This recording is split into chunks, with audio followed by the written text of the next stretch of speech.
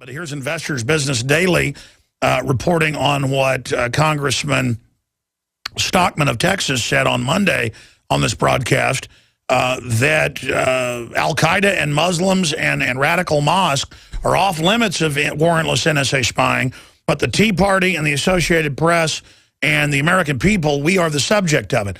And what you're seeing is a total flip that I warned of 11 years ago of Homeland Security onto the American people, returning veterans, gun owners, conservatives. There was a big Boston Globe article yesterday that we wrote about saying that they're training in Boston for the militia bombing the next marathon, basically, with no proof of that. Because the enemy is the pro-lifers. The enemy is constitutionalists. I mean, that's a fact. And it's even when Democrats are out of power, the Republican leadership does not like constitutionalists. Okay, it's that simple. The checks and balances get in the way of the globalist corporate takeover and all these special interests.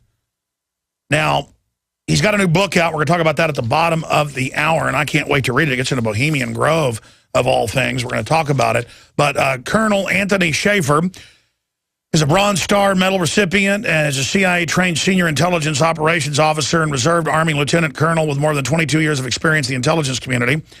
And I'm not going to go through his whole bio and university studies and degrees, but he could have killed bin Laden several times, was ordered to stand down by the CIA, and then he exposed Able Danger and Stratus Ivy, the programs he was in, and what was happening there. He's got the new book out, The Last Line, which is a total meltdown scenario for the U.S., worst-case scenario plan, so people can actually think about this and talk about this. What these guys do is they end up writing fiction books like Ian Fleming so they can get stuff out there.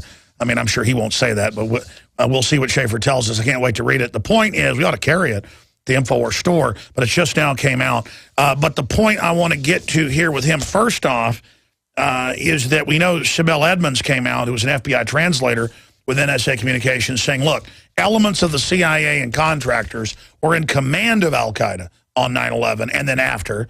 And they were running drugs, guns, everything. Hamid Gul, who's coming on next hour, former head of Pakistani intelligence, led the CIA war on record against the Russians. He says the same thing. Mohammed Karzai comes out and says, look, these bombings that are happening are being basically orchestrated by corporate interests that want to keep a war going in Afghanistan. So we say it's the government. It's not really. It's elements that want no-bid contracts for a $15 million TARP that really costs $500. It's people that want to keep the gravy train going, that want to have all these wars that are not in our interest. Okay, and there's a lot of people in the government, like Colonel Shaffer, that have spoken out against it. Now, I don't want to put words in your mouth. I've thrown out a lot here, setting the table, but I want to get into, first off, since you were on, what you make of Karzai coming out and saying that, what you make of the fact that the government has given $1 billion to al-Qaeda and al-Qaeda-affiliated groups that are leading the attack in Syria, and in the aftermath of Libya that you accurately predicted when it first started, and where this is going, and now the narrative where even Rand Paul comes out 2 weeks ago and says, in the Senate, we shouldn't be funding al-Qaeda in Syria. They can't call us conspiracy theorists anymore. Where is that going? How does it tie into Snowden? Because people I respect think that he may have been fed a line of bull, not that he's an operative of the Chinese or something, but that he's been set up by other groups, and that there's an internal agency fight going on. So I've thrown a lot out, Colonel Shaffer, but you're the guy to talk to who's had all the access to this over the years and is up there in the middle of Fox News, in the middle of the Army War College and the Pentagon. Of all those things I threw out there, what do you make of it, and where do you see this going? Well, let's break it down little by little. I agree with Rand Paul about funding the enemy. And Alex, we talked about this before. You know, there's a great book, well-researched by Doug Wiesing called Funding the Enemy. And he, you know, it's not one of those things. He's no conspiracy theorist. He's a researcher. And he goes through in painful detail, talks about how we, by sometimes stupidity, sometimes kind of looking the other way, go about funding the very people who are out to kill us. It's totally insane. So when you put that with everything else going on, and I really admire the way you put it there in the beginning of your introduction. Look, there's a real move afoot to really kind of make us look the other way. One of the problems, going back to Able Danger, you mentioned that, was that we were prohibited from looking at the mosques and at Muslim groups because of certain pre-9/11 concerns. And, of course, we knew then, Alex, they were using that system for command and control. They do not regard religion with the same reverence we do. They actually use it as an operational tool. And I have a severe problem with DHS within our own intelligence community, where now they're trying to basically take out any reference to radical Islamists or use anything relating to their religion as something that we should be concerned about, because clearly, I mean, there are people who are sworn to our destruction, and somehow now the focus is on conservatives. So we as Americans have to be very cognizant of that, and I agree with you on the assessment of DHS. DHS is something that I would, if I were in charge, get rid of immediately. We don't need it. We had U.S. Customs Service before. We had the FBI. We had the Immigration National Aid Service. They all function pretty well, not perfectly, but pretty well, without having a humongous bureaucracy known as the DHS on top of it. So we've got to be very cognizant of that. And then you mix in this illegal, essentially, amalgamation, vacuum cleaning, if you will, of information relating to U.S. citizens. Let me be clear for your audience here. 99.999% of all U.S. citizens will never be, never see, never have any contact with a terrorist. But yet somehow now it's been completely reversed. And so the fact that NSA is doing this, the fact that Snowden brought it out, I think is significant. And let me say something operationally. While I agree with Representative Sensenbrenner, I do believe he's sincere. I do believe that he is saying that the Patriot Act was never designed to do this, yet it is. Let me say something on the operational side. Having been at the cutting edge as one of the pioneers of using data mining, the way they're going about it, Alex, is ensuring failure. I don't believe for a minute Keith Alexander's comments in front of Congress yesterday that they have, quote unquote, broken up dozens of terrorist incidents. It's not possible. What they've done, they're taking probably 3 billion. Now think about that, 3 billion transactions a day. Very complex transactions, a lot of data, and yet what they're looking for is maybe 10. Maybe 10. And so what they're doing by doing it this way, by doing this vacuum cleaning of these large amounts of data, they're ensuring that they will probably never see those 10 that they actually need. And so it's totally reversed of what we did in Able Danger. Our job, we knew, was to protect the first, fourth, and fifth amendments to make sure that we did not violate that. And we went in with very precise guidelines of what we wanted to get. So in the essence, what we're looking at here is a government, as far as I can tell, it's completely lost track of who the enemy is.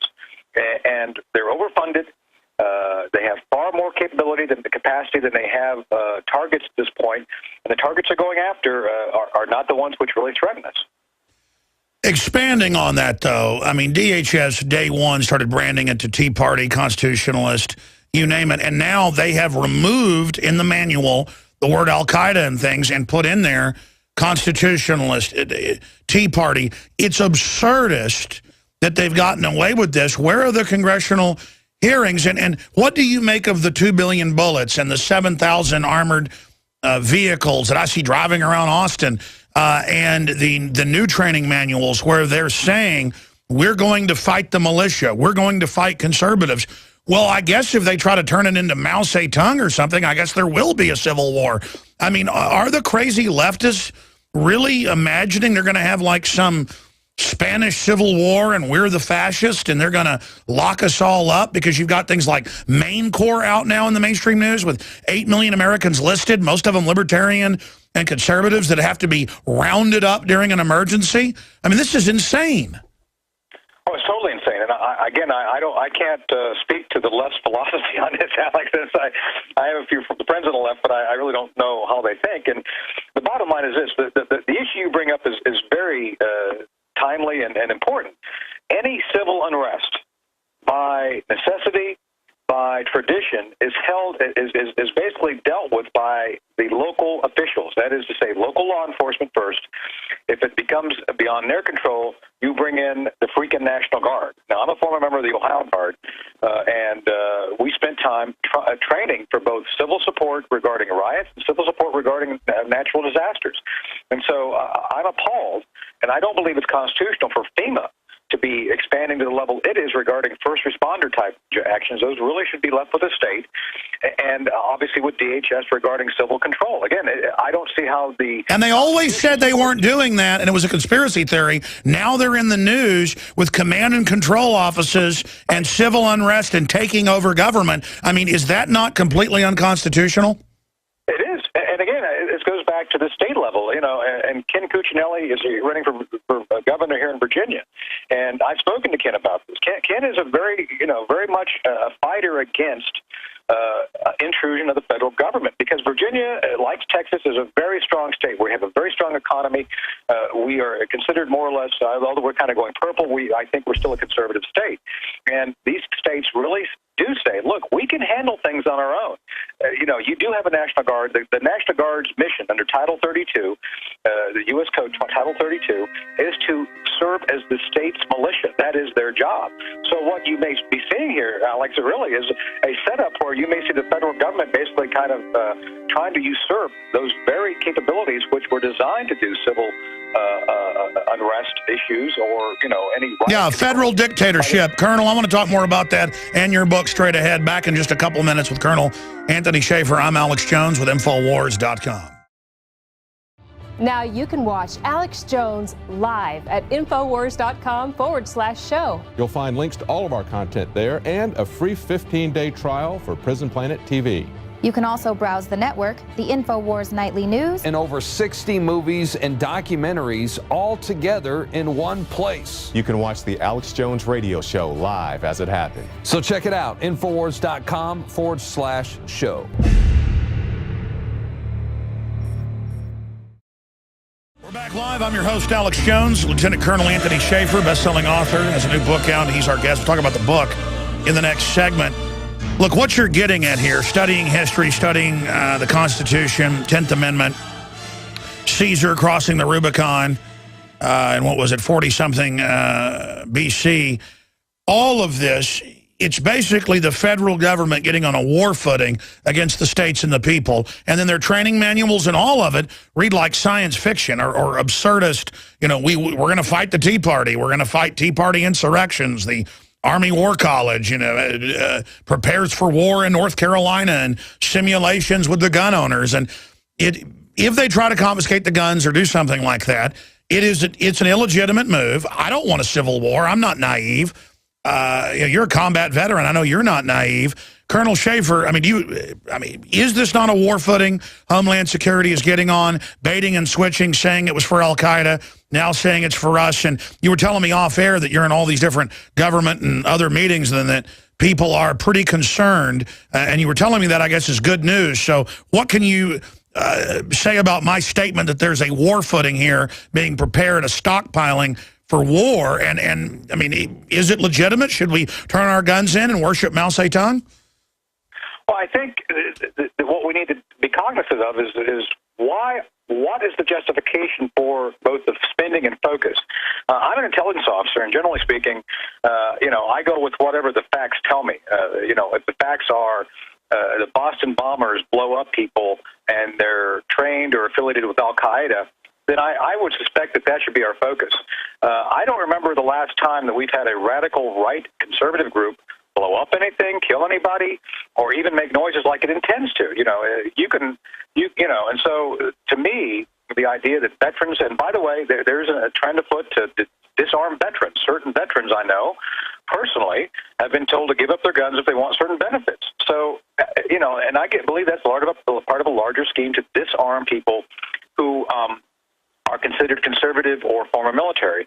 It's totally insane. So the question then becomes, if it's not based on intelligence, that is to say that the threat evaluations aren't there to justify the placement, the expenditure, and focus of strategic resources, you know, national resources against a target, then why?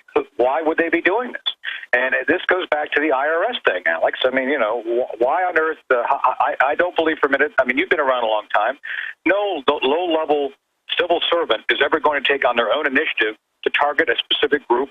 Well, they've been caught lying now. It turns out they ordered it from the highest levels, just exactly. and they're persecuting the media. They're a bunch of authoritarians. I mean, if it looks like it, walks like it, quacks like it, this is what it is. So what do we do?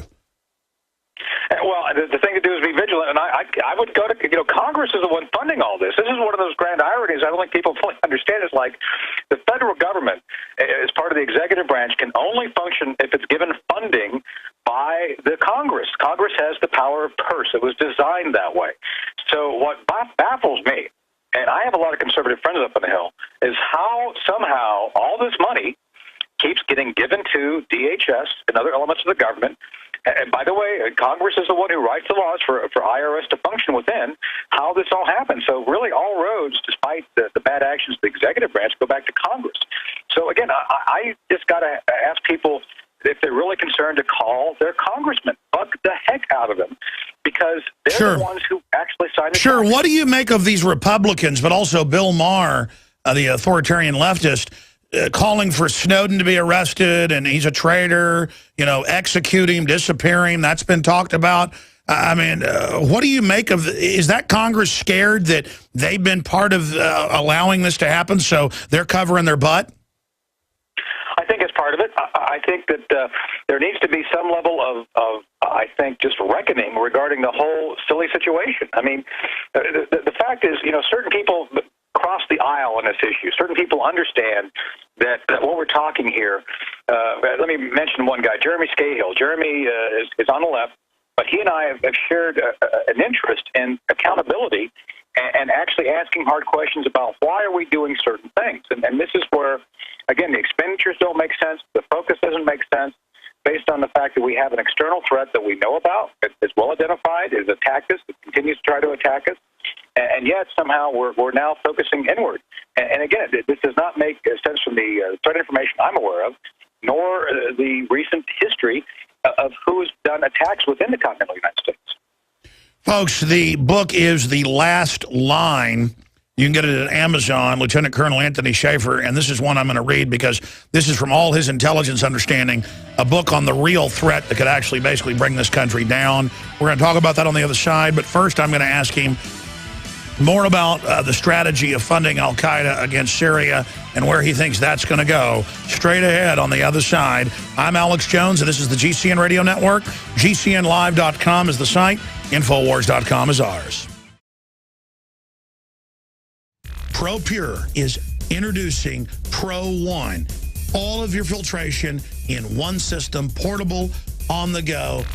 This is the Pro One by ProPure. You wanted it, you got it. No more do you have 2 or 3 filters to just reduce sodium fluoride.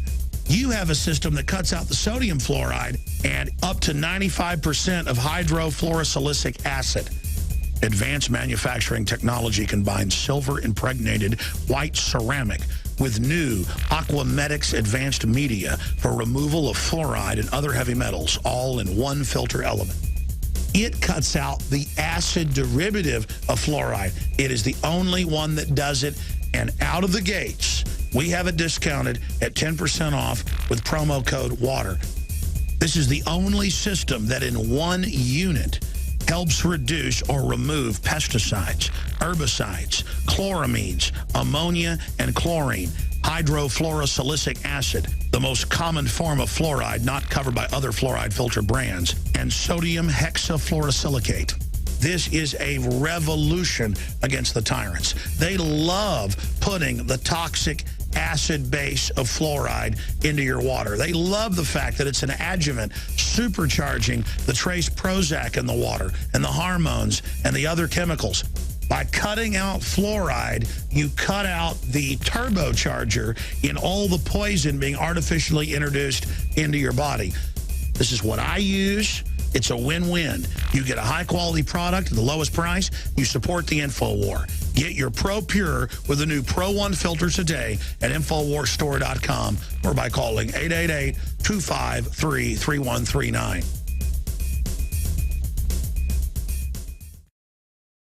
Also, the Supreme Court justices have ruled human genes cannot be patented because they're patenting our genes and then saying we can't have treatments. They're not patenting the treatment.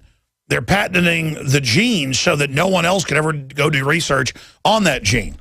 That's like saying, I have patented the wheel, not this particular design of a wheel. I have patented the wheel itself, so no one can ever use a wheel but the wheel I've made. It is amazing. So that's some good news. Always good to have good news. Going back to Colonel Shaffer, I want to finish that one point and then get into your book here.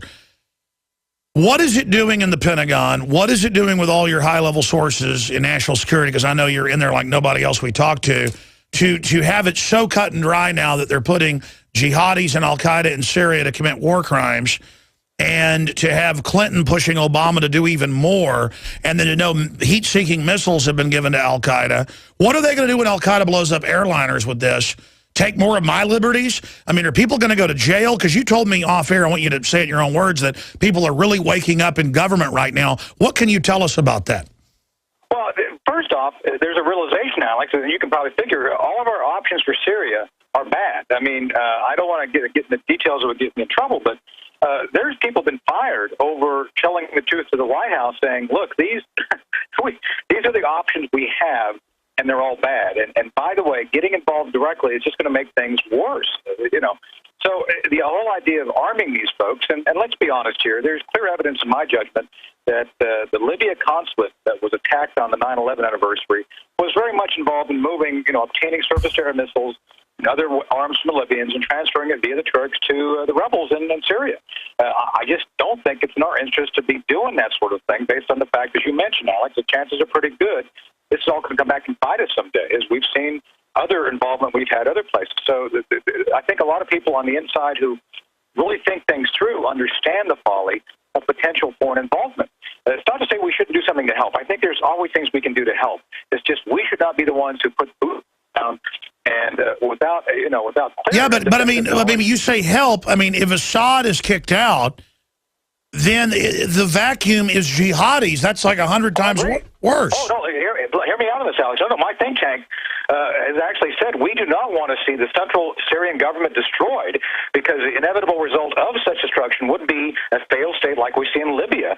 And again, as you point out, they would then have the jihadis at base of operation. No, we agree.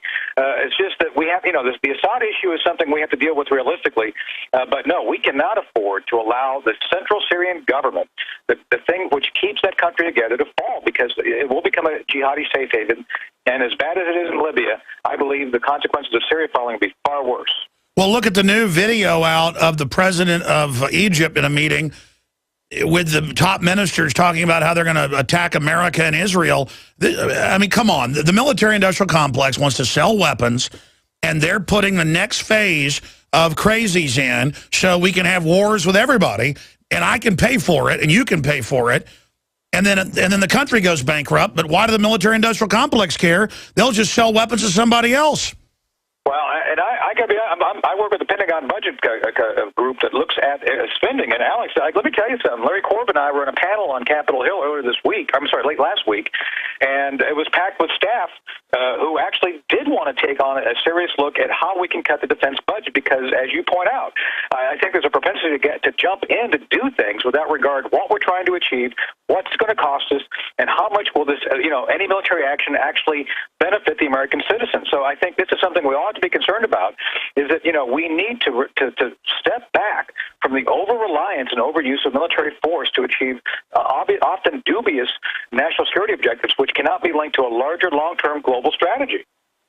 Wow, we've only got about 6 minutes left with Colonel Shaffer. Let's get into the last line. Tell us as much as you can. You were telling me that, obviously there's a lot of stuff you can't get into in a nonfiction book because of national security, but you were telling me off air that this is pretty much well, what can you tell us about this? Well, it's a worst-case scenario. The last line it focuses on the southwest border. And Bill Keith, my writing partner, is a great researcher. He's brilliant.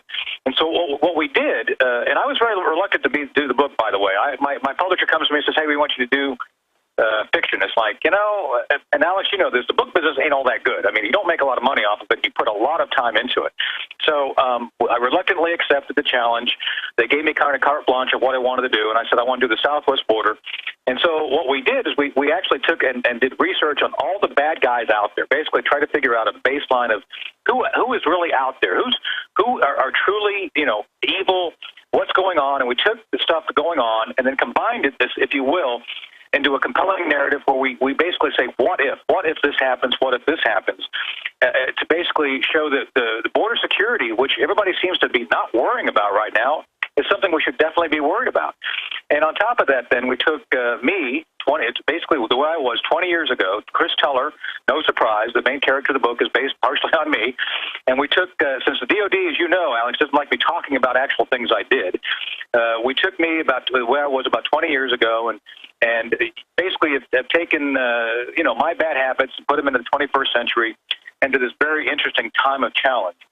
And then we throw a few other twists in. I will leave it to your audience to judge for themselves if we were able to accomplish a frighteningly real scenario. My friend Ralph Peters, in his blurb report, actually calls it chillingly authentic. So I'd like to believe we achieved that. And then when you read it, we put it. We want to make the reader know what it feels like to kind of be in the main character's shoes. We want them to kind of experience. Well, you've sold me. You've sold me on it. Give us some of the basic plot, because I mean, I know obviously you're getting into who real threats are, and I haven't read the book yet, but let me just guess.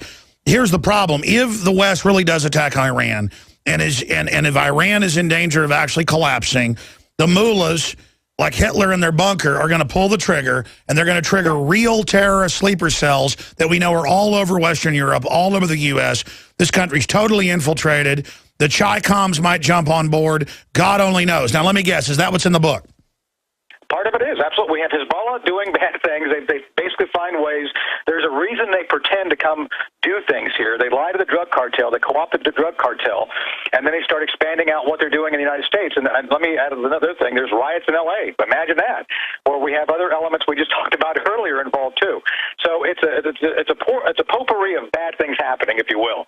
And again, we tell it in such a way to make people wake up. Let me bring this up. What could 100 Special Forces trained troops do to America in one day? I mean, I know because I've studied it. Oh, my goodness. For people that don't know, I mean, you could go up the tops of buildings. I don't even want to get into what you can do dumping into the air conditioning systems, what you can do with fire. I personally, I would never do this, but just studying history, it's unbelievable what sleeper cells could do.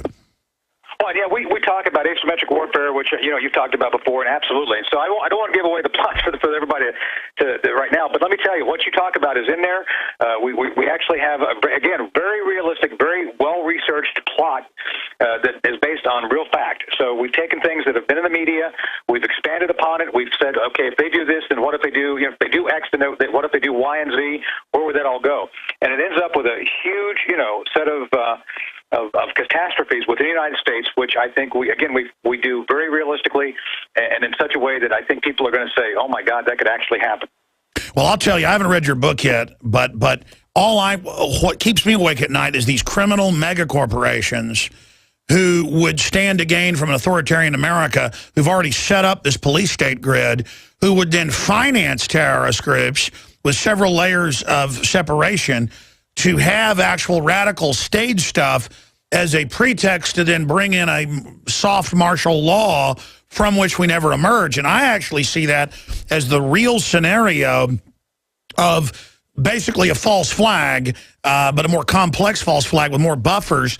Because when I look at the constellation of Homeland Security setups, the pre-programming, the movies, I actually see what you are talking about as a real scenario that criminal globalist elements actually allow to happen, bare minimum, to radically transform the United States. I mean, I'm sure you read Rand Corporation stuff. I mean, it's thinly veiled in there. In closing, what's your take on that? Well, I think there are clearly, now, again, I think you'll appreciate the book because we actually do work in a conspiracy, as you're alluding to. We talk about the fact that there may be elements in our own government and not our government. And you mentioned this earlier. It's not the government. There's elements within the government. There's people with agendas who will use the government for their own proximal reasons. And so we do talk about that. I think it is a realistic thing. I think it happens every day. Lobbying is a form of that, only done officially. I think there's other ways people manipulate the government, use the government for their own purposes. And I'm with you. I think people don't fully understand how the government can be co-opted to do things against its own people's interests if certain incentives are provided to those inside the government. Well, the book just came out last week. I haven't read it yet, but you told me Bohemian Grove's in it, so then I kind of connected dots off the storyline because there's really only a few real scenarios, so I can't wait to read it because I know a lot of it's actually stuff that wouldn't get out there if it wasn't fiction. But in closing, give us a hint. I mean, don't give away too much because I'm going to read it about the last line with Colonel Anthony Shaffer and William H. Keith. But Bohemian Grove, are they the bad guys or something hatched in there? Or wow. Something hatched in there, yeah. Again, I've seen you when you did the show on the Bohemian Grove. I don't want to say it didn't influence our thinking because it did, but just be aware, as you just point out, there's certain elements of the government who may work against our own people's interests, and it's tied into the Bohemian Grove. I'll leave it at that for you to. Unbelievable! I can't wait to have you on after I've read it, Colonel Shaffer. Thank you so much for joining us. All right, there he goes, folks. Wow. Again. We set him up for the show like 2 weeks ago because I had to be out of town, and he was coming on when the book came out, and then I was quizzing him about what's in the book, and it all just clicked that he's basically telling you what they might do in this book. Pretty amazing, pretty amazing. That guy tried to kill bin Laden twice. They had him in the sights, were told not to. That's on record, and he can confirm what Sibel Edmonds brought out. And I can tell you, I've got Pentagon sources that are good people, other than Shaffer, who's also good. They know what's going on. They're not stupid. They don't like what's happening. And they really don't want to see America fall into authoritarianism and become incredibly poor and pathetic and then blamed for the New World Order, because that's the plan. And it is very exciting to see this awakening happening. He said on air there's a big awakening, but he said, I want to tell you, I'm in a lot of big meetings. Well, I'm not going to even say what he told me off air, because he didn't say it was off record, but I've gotten in trouble with him particularly before on Benghazi when he said stuff to me off air but didn't say it was off record, and then I kind of said it on air, and then it got him in some trouble. So I'll just leave it at that. And that's the problem. You start talking to these people, they'll tell you stuff and won't even say it's off record, and then later they're like, hey, what are you doing saying that? That's why so many times I'm almost stuttering and gibbering here on air, because I'm trying to, like, remember, okay, what can I talk about? What can I talk about? What can I say? Or somebody tells me something and says I can say it on record, but then I think, well, wait, that shouldn't be on record because that's going to get him in trouble. Like Dave Mustaine. He said all that stuff in a video interview about Obama and, staging the, shootings and stuff and the history of it. And, he was here visiting me because we're good friends. My wife's friends with his wife. And then he left. And then I just didn't even tell him. I just cut it out.